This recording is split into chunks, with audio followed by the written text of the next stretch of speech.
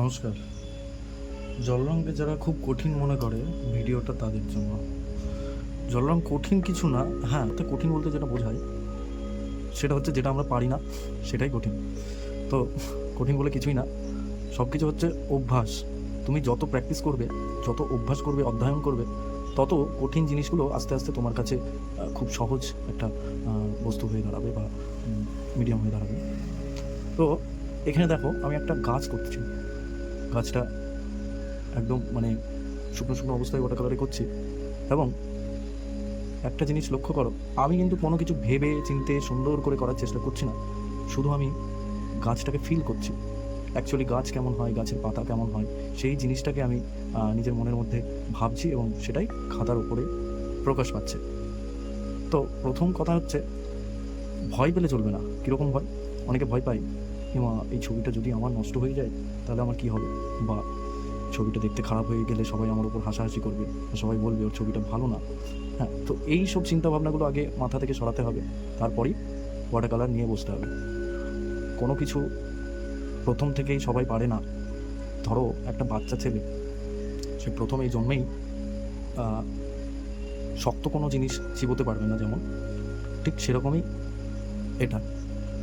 এই যে আমি স্ট্রোকগুলো টানছি, এটা কিন্তু একদিনের জিনিস না, ক্রমাগত অধ্যয়ন বা প্র্যাকটিসের পরই এই জিনিসটা আমি পেয়েছি। আমার যে গুরুদেব ছিলেন, সেও আমাকে যখন ড্রয়িং দেখাতেন, আমি ভাবতাম উমা, স্যার তো কী সুন্দর নর্মালি ঘোরাচ্ছে এবং পেন্টিং হয়ে যাচ্ছে, কিন্তু আমরা এত কষ্ট করে ঘুরিয়েও কিছুই করতে পারছি না, বা আমার হচ্ছে না, এর মানে আমি অমুক জিনিসটা করতে পারবো না, বা আমি জল রঙটা করতে পারবো না, বা জল রঙ আমার জন্য নয়। এইসব চিন্তাভাবনা আমারও এসেছে, কিন্তু আমি থেমে থাকিনি। কীরকম? আমি সব সময় চেষ্টা করেছি, আর একটাই কথা ভেবেছি যে আমাকে যিনি দেখাচ্ছেন কাজ, সে ভালো মন্দ যাই হোক না কেন, সেও আমার মতোই একটা মানুষ, এবং আমিও একটা মানুষ। তো তিনি যদি কোনো জিনিস করতে পারেন, তাহলে আমিও নিশ্চয়ই সেটা করতে পারবো। তবে হ্যাঁ, তিনি যেটা একদিনে বা 1 ঘন্টার মধ্যে করে দিচ্ছে, সেটা করতে আমার হয়তো 1 বছর লাগতে পারে। কেন লাগবে 1 বছর? কারণ আমি প্রফেশনাল নয়, ভুল হতেই পারে। তাই ভুলকে কোনো সময় ভয় পেলে হবে না।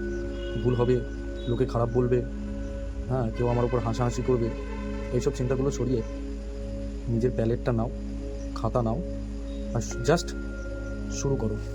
তোমার মধ্যে যা আছে তুমি সেটাই কাগজে ফুটিয়ে তোলার চেষ্টা করো। একদিন না একদিন তুমি ঠিক জয়ী হবে। আর হ্যাঁ, এই যে পথ চলা, এইটা নিশ্চয়ই একদিনে হবে না। এটা নিজের ওপর বিশ্বাস রেখে বা এটা মেনে নিয়ে কাজ করবে। আমার হয়তো প্রথমে ভালো হবে না, কিন্তু আমি একদিন ঠিক ভালো করব। এই আশা নিয়ে যদি কাজ করো, বা মনে যদি এই চিন্তাভাবনাটা থেকে থাকে, তাহলে তোমারও একদিন কাজ ভালো হবে। তবে হ্যাঁ, ওই প্রথমেই বললাম, সময় দিতে হবে এবং নিয়মিত অধ্যয়ন বা প্র্যাকটিস করতে হবে। কারণ সবাই জানো, practice make a man perfect. কেউ প্রথমেই পারফেক্ট হয়ে জন্মায় না, তিলে তিলে নিজেকে তৈরি করতে হয়, আর সেটাই সবাইকে চেষ্টা করতে হবে। তো আজকে আমি জল রঙের জাস্ট একটা সিম্পল গাছ দেখালাম, যেটা ওয়েট অ্যান্ড ওয়েট পদ্ধতিতে করা হলো। আমি কিন্তু করার সময় কোনো কিছু ভেবে সুন্দর করে করার চেষ্টা করছি না। আমি আমার মন থেকে যা বলছে, যেমন বলছে সেভাবে রং তুলছি এবং কাজ করার চেষ্টা করছি। এইভাবে কাজ করতে থাকো, একদিন না একদিন তোমার কাজ